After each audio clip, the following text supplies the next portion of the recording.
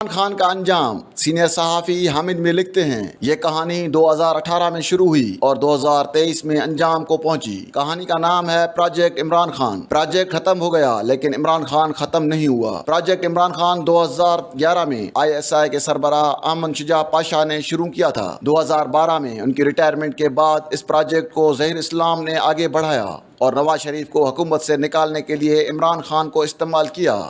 عمران خان کا 2014 میں اسلام آباد کی طرف مارچ اور پھر ڈی چوک میں دھرنا ISI کی پلاننگ کا نتیجہ تھا، لیکن یہ پلاننگ فیل ہو گئی۔ ظہیر الاسلام کی ریٹائرمنٹ کے بعد پروجیکٹ عمران خان کی فائل وقتی طور پر بند ہو گئی۔ یہ فائل جنرل قمر جاوید باجوہ کے آرمی چیف بننے کے بعد دوبارہ کھل گئی۔ باجوہ نے اپنے سسر میجر جنرل ریٹائرڈ اعجاز امجد اور کچھ پرانے دوستوں کی مدد سے آرمی چیف بننے کے لیے لابنگ کی۔ نواز شریف نے جنرل باجوہ کو آرمی چیف بنانے کا فیصلہ میرٹ پر نہیں بلکہ سفارش پر کیا اور باجوہ کو آرمی چیف بنانے کے بعد 1 سال کے اندر وزارت عظمیٰ سے فارغ ہو گئے۔ 2018 کے انتخابات سے قبل جنرل باجوہ نے عمران خان سے ملنا جلنا شروع کیا تو وہ ان سے زیادہ متاثر نہ ہوئے۔ عمران خان نے ان کے روکنے کے باوجود بشرا بی بی سے شادی کر لی۔ یہ حکم عدولی باجوہ کو بہت ناگوار گزری اور انہوں نے شہباز شریف سے معاملات طے کرنے کی کوشش کی۔ باجوہ چاہتے تھے کہ شہباز شریف اپنے بھائی نواز شریف سے سیاسی علیحدگی اختیار کر لے، لیکن شہباز شریف نے وزارت عظمیٰ کی خاطر اپنے بھائی کو دھوکہ دینے سے انکار کر دیا۔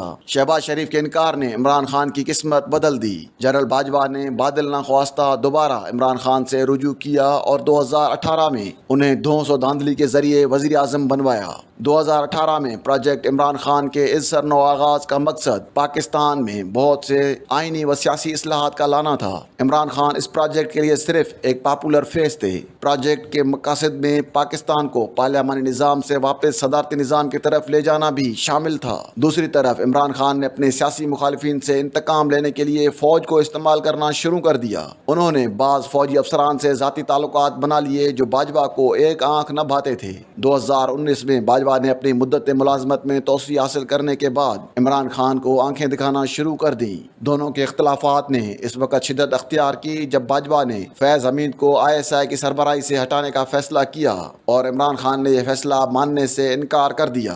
آرمی چیف اور وزیر اعظم کے اختلافات کا مخالفین نے فائدہ اٹھایا اور تحریک عدم اعتماد کے ذریعے عمران خان کو حکومت سے نکال دیا۔ عمران خان کی حکومت کا خاتمہ اپریل 2022 میں ہوا، لیکن انہیں یقین تھا کہ پروجیکٹ عمران خان ختم نہیں ہوا اور بہت جلد وہ واپس حکومت میں آ جائیں گے۔ پروجیکٹ عمران خان کے خاتمے کا یقین انہیں 9 مئی 2023 کو آیا جب رینجرز نے عمران خان کو اسلام آباد ہائی کورٹ کے احاطے سے بڑی تضحیک آمیز انداز میں گرفتار کیا۔ ایسا پہلی دفعہ نہیں ہوا تھا۔ ماضی میں بھی کئی سیاستدان عدالتوں سے گرفتار کیے گئے، لیکن عمران خان کی گرفتاری پر ان کی پارٹی نے جو رد عمل دکھایا اس کی مثال پہلے موجود نہیں ہے۔ سابق وزیر اعظم ذوالفقار علی بھٹو کو تختہ دار پر لٹکا دیا گیا، لیکن پیپلز پارٹی نے جرنیلوں کے گھروں پر حملے نہیں کیے۔ نواز شریف بار بار گرفتار ہوئے لیکن GHQ پر چڑھائی نہیں ہوئی۔ عمران خان کی گرفتاری پر ان کی پارٹی نے فوج کے خلاف باقاعدہ اعلان جنگ کر دیا۔ تحریک انصاف کا رد عمل ایک سیاسی جماعت کا رد عمل نہیں تھا بلکہ ایسے فین کلب کا رد عمل تھا جو ایک شدت پسند فرقے میں تبدیل ہو چکا ہے۔ یہ فین کلب اپنے علاوہ کسی کو درست نہیں سمجھتا۔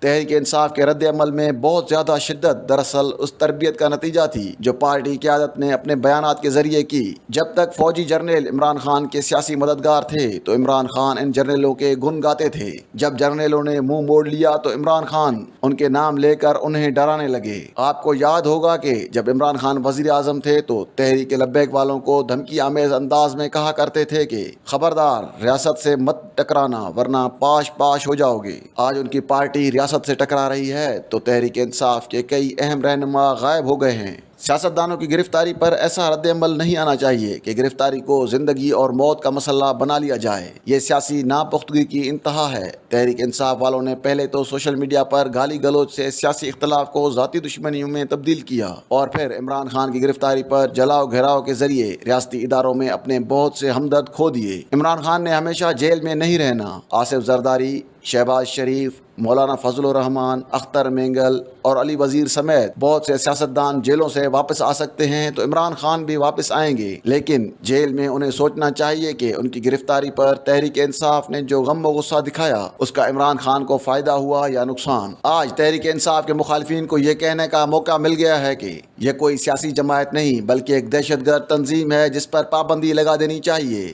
میں سیاسی جماعتوں پر پابندیوں کے حق میں نہیں۔ سیاسی جماعتوں پر پابندیاں لگانے سے پہلے ان ریٹائرڈ جرنیلوں کے خلاف کارروائی کریں جنہوں نے پروجیکٹ عمران خان کے ذریعے پاکستان کے آئین و قانون کی دھجیاں اڑائیں۔ کاش عمران خان سیاست میں فوج کی مداخلت ختم کرنے کے لیے جدوجہد کرتے، لیکن افسوس کہ حکومت سے نکلنے کے بعد ان کی کوشش یہ تھی کہ فوج انہیں دوبارہ اقتدار میں لائے، اور اس مقصد کے لیے انہوں نے کچھ جرنیلوں کے نام لے کر انہیں بلیک میل کرنے کی کوشش کی۔ ان کی واحد کامیابی یہ ہے کہ انہوں نے بڑی خوبصورتی سے اپنی ناکامیوں پر پردہ ڈالنے کے لیے فوج سے لڑائی کا ڈرامہ کیا۔ امید ہے کہ جیل سے واپس آ کر وہ تحریک انصاف کو فین کلب سے ایک باقاعدہ سیاسی جماعت بنانے پر توجہ دیں گے۔ سیاستدانوں کو فوج کی مدد سے اقتدار حاصل نہیں کرنا چاہیے اور فوج کو سیاست میں مداخلت نہیں کرنی چاہیے، ورنہ وہی نقصان ہوتا ہے جو پروجیکٹ عمران خان نے پاکستان کو پہنچایا۔